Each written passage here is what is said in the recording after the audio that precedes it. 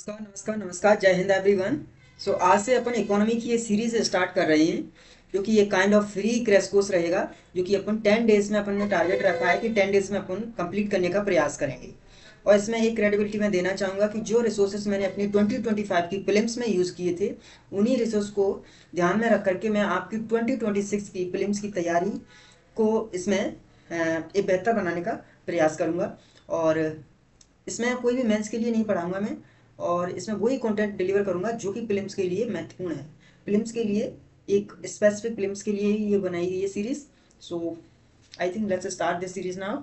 सो films के लिए series है, और इसमें क्या करना है, इसमें मेरे लेक्चर हैं वो और नोट्स हैं जो कि मैं टेलीग्राम पे प्रोवाइड करा दूंगा। और इसमें मैं आगे बजट वजट जो भी होगा PD 365 वो मैं पढ़ा दूंगा। और यूपीएससी का जो मेन पिलर होता है वो होते हैं PYQ, फिल्म्स के लिए स्पेशली। सो PYQ के लिए क्या करना है, इसका रिवर्स इंजीनियरिंग मैं करा दूंगा। PYQ just like UPSC pulse checkup, कि जब तक आप PYQ को समझोगे नहीं तब तक आपको ये नहीं पता चलेगा कि यूपीएससी की डिमांड क्या है, यूपीएससी का माइंडसेट क्या है। पढ़ तो बहुत सारे रहे हैं, ये इवन पूरी पूरी किताब एकदम रट्टा आप मान लेते हैं लोग, और उसका फिर कोई, जब तक फिल्म्स के PYQ नहीं देखोगे, जैसे एग्जाम की तैयारी कर रहे हो, जैसे उसका आप उसका सोर्स ही नहीं समझोगे कि एक्चुअली कहाँ से पूछे जा रहे हैं क्वेश्चन, तो उसका फिर कोई रिलेवेंस नहीं बनता है, क्योंकि PhD तो करना नहीं है अपन को निकालना है सीधा एग्जाम। तो इन्हीं सभी को ध्यान में रख करके मैं सीरीज में भी बताता चलूँगा, और जो होगा वो PYQ को मैं बता दूंगा क्या करना है आगे। और इस सीरीज में क्या करना है, पहला ये लेक्चर है तो पहला आपको बेस बिल्ड कर दूं। आगे के लिए अपन डीप में जाएंगे। तो पहला बेसिक टॉपिक है कुछ, यदि आपका बेस स्ट्रॉन्ग है, वो कहते हैं कि बेस स्ट्रॉन्ग है तो आगे आने वाली चीज़ों को, एडवांस चीज़ें भी होंगी तो उनको आसानी से समझने में ज़्यादा दिक्कत नहीं आती है। बेस ही वीक है तो वो चीज़ें आगे प्रॉब्लम करती हैं। तो पहले बेसिक बिल्ड कर लेते हैं, तो पहले स्टार्ट कर लेते हैं। So let's start this series now. So पहला यही समझ लेते हैं कि इकोनॉमिक्स और इकोनॉमी में डिफरेंस क्या है। इकोनॉमिक्स क्या है, economics as a subject use किया जाता है, जैसे अपन यूज करते हैं हिस्ट्री पॉलिटी ज्योग्राफी। तो इकोनॉमिक्स भी एक साइंस है। और इसमें क्या होता है, इसमें जो सोसाइटी में जो कि स्कार्स रिसोर्स, कंट्री के अंदर जो स्कार्स रिसोर्सेज हैं, उनको कैसे यूज किया जाता है, कैसे डिस्ट्रीब्यूट किया जाता है लोगों के बीच में। सो इन्हीं एक्टिविटी को क्या बोलते हैं, इकोनॉमिक्स बोलते हैं। इकोनॉमी क्या होता है कि एक देश के अंदर, एक जियोग्राफिकल एरिया के अंदर जो इकोनॉमिक एक्टिविटीज हो रही हैं, उसी को क्या बोलते हैं, उसी को इकोनॉमी बोलते हैं। जैसे कि अपन बोलते हैं ना कि इंडियन इकोनॉमी, यूएस की इकोनॉमी। ये क्या होता है, एक पर्टिकुलर जियोग्राफिकल एरिया के बारे में बात हो रही है जो कि देश के अंदर चल रहा है। जीडीपी कैसा है, उसकी ग्रोथ कैसी है, मार्केट, ये सारा मिलाकर के जो चल रहा है वो होती है इकोनॉमिक्स। और पूरे देश की जो एक देश के अंदर हो रहा है, जोग्राफिकल बाउंड्री के अंदर हो रहा है, वो होती है economy. I hope you are understandable now. Economics दो टाइप की होती है आगे, जो कि होती है एक माइक्रो इकोनॉमिक्स, एक होती है मैक्रो इकोनॉमिक्स। माइक्रो में होता है एक इंडिविजुअल लेवल पे, जैसे कि गार्डन में एक ट्री खड़ा है, और एक पूरे गार्डन को ले लीजिए, वो हो गया micro economics. As a whole use किया जाता है। और आगे देखिएगा, कैपिटलिज्म क्या होता है। कैपिटलिज्म होता है 4 फैक्टर ऑफ प्रोडक्शन यूज किए जाते हैं एक प्राइवेट एंटिटी के द्वारा। इसमें मोटिव जनरली रहता है वो प्रॉफिट का रहता है, क्योंकि प्राइवेट में सिर्फ प्रॉफिट चलता है, तो इसी को कैपिटलिज्म बोलते हैं। सोशलिज्म में क्या होता है, इसमें गवर्नमेंट का कंट्रोल रहता है। इसमें मेनली प्रॉफिट पर फोकस नहीं किया जाता है, इसमें किया जाता है सोशल वेलफेयर होना चाहिए। तो ये होगा आपका सोशलिज्म। मिक्स इकोनॉमी क्या होता है, मिक्स इकोनॉमी में प्राइवेट और गवर्नमेंट दोनों काम करते हैं, इसमें प्रॉफिट भी होता है और सोशल वेलफेयर भी होता है, तो इसी को बोलते हैं मिक्स इकोनॉमी। आगे मैं छोटे छोटे टॉपिक हैं, हालांकि कोई पूछेगा नहीं व्हाट इज जे सोशलिज्म और कैपिटलिज्म, बट एक बेसिक अंडरस्टैंड के लिए जरूरी होते हैं, क्योंकि चीज़ों को पता होना जरूरी है, तो वही मैं थोड़ा थोड़ा करके बता रहा हूँ। और आगे देखिए 4 फैक्टर ऑफ प्रोडक्शन है, जो कि लैंड, लेबर, कैपिटल और एंटरप्रेन्योर्स है। अब इसमें क्या होता है कि मान लीजिए अपने एक कहीं पर फैक्ट्री लगाई, और फैक्ट्री लगाई तो अपन क्या करेंगे, लैंड लेंगे। लैंड लेंगे तो उसको क्या देंगे, रेंट देंगे। रेंट देंगे तो लैंड में क्या आता है, रेंट होता है। एक आते हैं कि उसमें अपन कुछ मजदूर भी लगाएंगे, मजदूर लगाएंगे तो क्या देना पड़ेगा, बेस देने पड़ेंगे, तो बेसेस आ गई। एक होता है कैपिटल। कैपिटल में मतलब कंपनी में अपन ने मशीन खरीदी, मशीन खरीदी तो कहीं से तो लोन लिया होगा, और लोन लिया होगा तो उसको क्या देना पड़ेगा, इंटरेस्ट देना पड़ेगा, तो इसमें आता है इंटरेस्ट। एंटरप्रेन्योर, एंटरप्रेन्योर होता है जो तीनों को ऑर्गेनाइज कर रहा है, तीनों को मैनेज कर रहा है, एक रिस्क ले रहा है। एंटरप्रेन्योर क्या कर रहा है, एक रिस्क ले रहा है, और इसका मोटिव होता है profit, profit generation, profit generation. So ये होता है प्रॉफिट जनरेशन, ठीक है।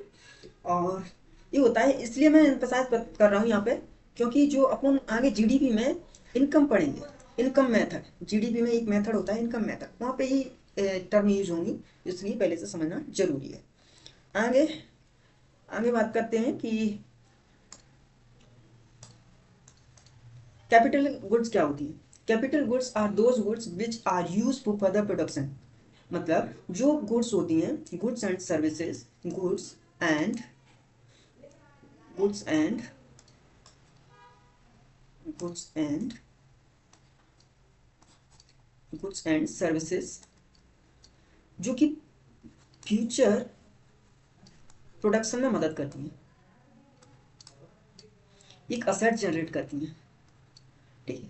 तो capital goods are those goods which are use for the future production, future asset generation, asset generate करती हैं, ये होती हैं कैपिटल गुड्स। इन्वेस्टमेंट क्या होता है, इन्वेस्टमेंट होता है जैसे कि आपके पास 20,000 रुपये हैं और 10,000 आप कहीं पर चले गए, जैसे कि आप हिमाचल प्रदेश चले गए और वहाँ पे आपने 10,000 उड़ा दिए, खर्च कर दिए, एक्सपेंडिचर कर दिया, किस पे, आपके पास बचे 10,000 रुपये। अब 10,000 का आपने मान लीजिए किसी पे कहीं पर इन्वेस्ट कर दिए, या तो बैंक में कर दिए, या तो बैंक में कर दिए, या कहीं पे ऐसी चीज़ ले ली जिसकी वजह से आपका कुछ क्या होगा, असेट जनरेट हो जाएगा। तो इसी को क्या बोलते हैं, इन्वेस्ट आपने कर दिया, कहीं पे बैंक में कर दिया, मान लीजिए कहीं पे बॉन्ड खरीद लिए, तो ये होता है इन्वेस्टमेंट। सेविंग होगी आपकी ये कि 20,000 में से 10,000 आपने खर्च कर दिए, 10,000 बचे, वो आपकी सेविंग है। छोटे छोटे टॉपिक हैं जो कि समझना जरूरी है, और वही मैं समझाने का यहाँ पे प्रयास कर रहा हूँ आगे के लेक्चरों में, जिससे कि आपको एक बूस्ट मिले, समझने में कोई दिक्कत ना आए। आगे देख लेते हैं, आगे है आपका opportunity cost. What is opportunity cost, इसको अल्टरनेट कॉस्ट भी बोल देते हैं। तो अपॉर्चुनिटी कॉस्ट क्या होता है, इसमें एक लेमन टर्म में मैं समझा देता हूँ कि मान लीजिए आप अपने क्या एग्जांपल ले, हाँ आप एक टॉकीज में गए अपने बाबू के साथ, कोई भी हो, बाबू के साथ, हाँ टॉकीज में गए, और वहाँ पे आप दोनों ले गए, क्या ले गए, आप दोनों क्या ले गए, 500 रुपये ले गए, 500 इसके, 500 इसके, 500 जो आप ले गए वो हो गए खर्च, और जो 3 घंटे आपने जो बिताए वो भी वो भी गए। अब इसकी जगह पर आप क्या कर सकते थे, आप स्टडी कर सकते थे। ये 3 घंटा आपने जो खपाए और जो आपने खर्चा भी किया, 3 घंटे भी खपाए, और इसकी वजह से आप स्टडी कर सकते थे, कोई सब्जेक्ट कंप्लीट कर सकते थे। तो आपने कुछ सब्जेक्ट स्टडी करके कुछ सब्जेक्ट कंप्लीट कर सकते थे। तो आपने यहाँ पे जो प्लेजर गेन किया, तो यहाँ पे कुछ चीज़ आपने गवाई, मतलब लूज की। तो आपने कहीं से आपने गेन किया तो कहीं पे आप लॉस कर रहे हो, इसी के बीच के डिफरेंस को क्या बोलते हैं, अपॉर्चुनिटी कॉस्ट बोलते हैं, अपॉर्चुनिटी कॉस्ट बोलते हैं। मैंने लेमन टर्म में समझाने का प्रयास किया है, कोई दिल पे मन लेना। हाँ? चलो आगे आते हैं, आगे आते हैं मार्केट इक्विलिब्रियम। मार्केट इक्विलिब्रियम क्या है, मार्केट इक्विलिब्रियम इज सिंपल, जैसे कि मान लीजिए कि मेरी एक दुकान है और मैं सेल कर शॉपकीपर हूँ, शॉपकीपर हूँ, और मैं मानता हूँ कि मैं सेल कर रहा हूँ एक प्रोडक्ट को 50 रुपये में, 50 रुपये में मैं एक प्रोडक्ट को सेल कर रहा हूँ, और जो सामने वाला जो बायर है, बायर बायर वो भी इसको 50 रुपये में लेना चाहता है। मतलब मैं इसको सेल करना चाहता हूँ 50 रुपये में, क्या मैं इसको सेल करना चाहता हूँ 50 रुपये में, वो बाय करना चाहता है 50 रुपये में। मतलब ये क्या हो रहा है कि आपका सेटिस्फेक्शन हो रहा है, उसका भी सेटिस्फेक्शन, इसको बोलते हैं market equilibrium, as simple as it ना। दूसरा आता है प्रोडक्टिविटी। प्रोडक्टिविटी कैसे निकालते हैं, प्रोडक्टिविटी होती क्या है, जैसे कि मान लीजिए कि मैंने 100 रुपये किसी में लगाए, 100 रुपये लगाए, मतलब इनपुट दिया, उसका आउटपुट मान लीजिए मेरे को 150 मिल गया, तो जो मुझे क्या मिला 1.5, ये मेरी प्रोडक्टिविटी निकल के आ गई, ठीक है ये। और ये होती है मार्जिनल प्रोडक्टिविटी। मार्जिनल प्रोडक्टिविटी क्या होती है कि जो मैंने इनपुट दिया, मान लीजिए, हाँ जो मैंने इनपुट दिया और आउटपुट जो मेरा निकल के आया, उसके बीच में जो मार्जिन मेरा कितना आ रहा है, समझ रहे हो। मान लीजिए मार्जिनल यहाँ पे कैसे है, मान लीजिए यहाँ पे मैंने लगाए 500 रुपये, मेरा आउटपुट आया एक्चुअली 500 रुपये, मैंने लगाए थे 200 रुपये, तो जो मेरा 300 आ रहा है वो मेरी क्या है, मार्जिनल प्रोडक्टिविटी है। अब आईसीओआर क्या होता है, इंक्रीमेंटल आउटपुट रेशियो। अब ये होता क्या है, ये कुछ नहीं होता है, जैसे कि मैं यहाँ पे देखिएगा, मैंने आउटपुट जो मेरा निकल के आ रहा है, जो मैंने कैपिटल लगाई थी, इनपुट को यहाँ पे ऐसे भी बोल सकते हो कि changes input, input input upon, मैं आउटपुट इसको उल्टा कर देता हूँ, आउटपुट, आउटपुट क्या हो रहा है, आउटपुट, इसको अपन कैपिटल भी बोल सकते हैं, क्योंकि इनपुट लगा रहे हैं अपन, कैपिटल भी तो लगा रहे हैं, तो इनको अपन कैपिटल भी बोल सकते हैं। तो मान लीजिए यहाँ पे ले लेते हैं कि अपन ने यहाँ पे एक 10,000 का इनपुट था, 10,000 लगाए और उसका निकल के आया 20,000, और मान लीजिए अपन 11,000 और इसका थोड़ा और बढ़ा के लगा देते हैं, 20,000 निकल गया, सोचा कि एक और बढ़ा के लगा देते हैं, तो वो निकल के आया 22,000। अब जो निकल के आया, मान लीजिए यहाँ पे देखिएगा 10 में से 20 गए तो 10, 10 अपॉन और 22 में से 11, तो क्या आया, 11 ही तो आया। तो यहाँ पे जो आएगा कितना आएगा, 0 पॉइंट समथिंग आएगा, कुछ 9, ऐसा ऐसा कुछ आएगा। तो जो आपकी जो निकल के आई, आपकी जो मार्जिनल जो आपका जो निकल के आया है ना, ये जितना कम होगा उतनी आपकी जो होगा आईसीयूआर होगा वो एकदम बढ़िया होगा, और जितना ये ज़्यादा होगा उसका आईसीयूआर कम ही होगा। आगे चलते हैं, ये समझ में आ गया क्या, यहाँ पे थोड़ा सा कंफ्यूजन हो रहा है। ऐसा समझ लीजिएगा कि यहाँ पे ये निकल के आया ना कि 10, जो कि 20 में से 10 गए तो 10 आया, सो इसमें से 22 और 11 तो 11 आया, इसका जाएगा तो नहीं होगा, मतलब जो आईसीयूआर होगा, आईसीयूआर निकलता है कि ये आईसीयूआर होगा, जो निकल के आया है वो आईसीयूआर होगा। अब जो जितना लेस होगा उसकी एफिशिएंसी ज़्यादा निकल के आएगी, किसी फॉर्म की एफिशिएंसी ज़्यादा निकल के आएगी, और ये जितना ज़्यादा होगा उसकी एफिशिएंसी कम निकल के आती है। मतलब इसमें तो ये क्या हो रहा है, बढ़ रहा है, मतलब प्रोडक्शन प्रोडक्टिविटी बढ़ रही है, लेकिन इसमें क्या होता है, इसमें उल्टा हो जाता है, मतलब जितना जो कम होगा उसकी एफिशिएंसी ज़्यादा होगी। Now hope you understand. आगे चलते हैं, open economy, what is open economy. Open economy और क्लोज इकोनॉमी। क्लोज इकोनॉमी क्या थी पहले, कि ना तो हम किसी दूसरी कंट्री से संबंध रख रहे, मतलब ना तो हम मनी का एक्सचेंज कर रहे, ना तो हम कुछ मंगा रहे, मतलब ट्रेड ना तो एक्सपोर्ट हो रहा है ना इम्पोर्ट हो रहा है, अपनी सेल्फ इंडिपेंडेंट है, सेल्फ इंडिपेंडेंट है, मतलब ना हम किसी के बाप का खा रहे और ना खवा रहे, मतलब हम हैं अपने सेल्फ इंडिपेंडेंट। मतलब क्लोज इकोनॉमी थी कि कि देश के अंदर जो भी रिसोर्सेज हैं उनका यूज कर रहे हैं, बस बाहर से कोई मतलब नहीं रखते हैं, मतलब इम्पोर्ट एक्सपोर्ट नहीं हो रहा। ओपन इकोनॉमी क्या होता है, ये ओपन इकोनॉमी इंडिया में कब हुई थी, इंडिया में हुई थी 1991 में। मोहन सिंह जी प्राइम वो फाइनेंस मिनिस्टर थे तब हुई थी, और नरसिम्हा राव की गवर्नमेंट थी 1991 में, तब ओपन इकोनॉमी, क्योंकि उस समय क्या हुआ था कि इंडिया था क्राइसिस से जूझ रहा था, तो उस समय जो ओपन इकोनॉमी हुई इसमें बाहर का एक्सपोर्ट और इम्पोर्ट दूसरी कंट्री के साथ हुआ, एंड मनी का एक्सचेंज हुआ था दूसरी कंट्री के साथ, क्योंकि फॉरेन करेंसी इंडिया में तब थी नहीं। उसके बाद जो ओपन इकोनॉमी हुई है उसके बाद इंडिया को बूस्ट मिला है। आगे देखते हैं, इंडिया के कुछ सेक्टर होते हैं, जैसे on the basis of activity, कुछ सेक्टर हैं, देख लीजिएगा, इंपॉर्टेंट है, अक्सर यूपीएससी पूछ लेती है यहाँ से। सेक्टर्स, पहला है प्राइमरी सेक्टर, दूसरा secondary, tertiary, quaternary and quinary.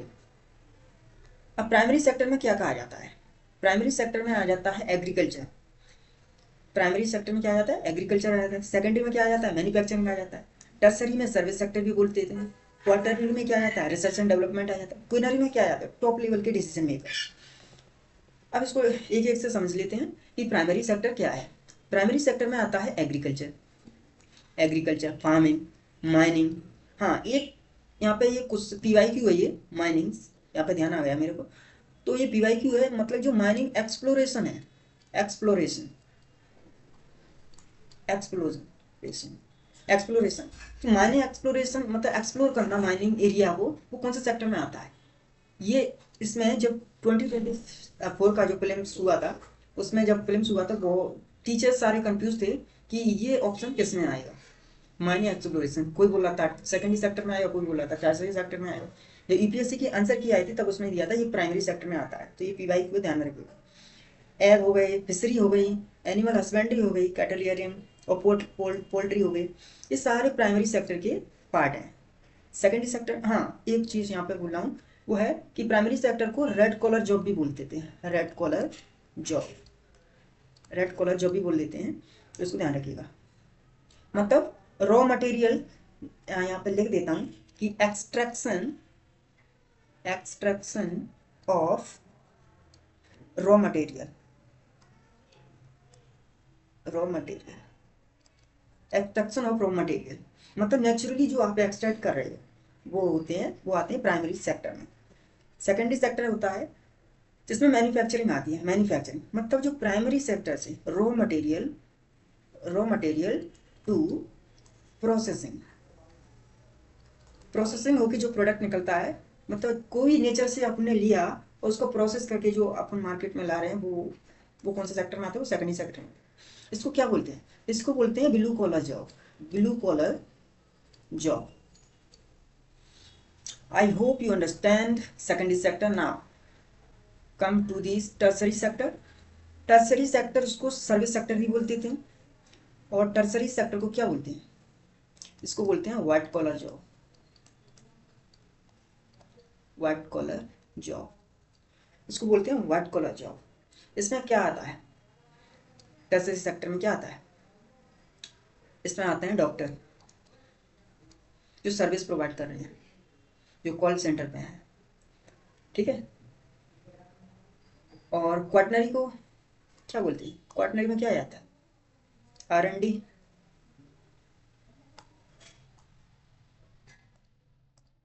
R&D ये आपका क्वाटरली सेक्टर में आ जाता है। रिसर्च एंड डेवलपमेंट और एजुकेशन, एजुकेशन, लॉयर, लॉयर, ठीक है, जो कि क्वाटरनरी सेक्टर में आ जाता है। जो कि प्लेटफॉर्म होते हैं बड़े बड़े, वो भी क्वाटरनरी सेक्टर में भी आते हैं। क्यूनरी सेक्टर क्या होता है? क्यूनरी सेक्टर होता है top decision maker, top decision maker होते हैं, टॉप डिसीजन मेकर।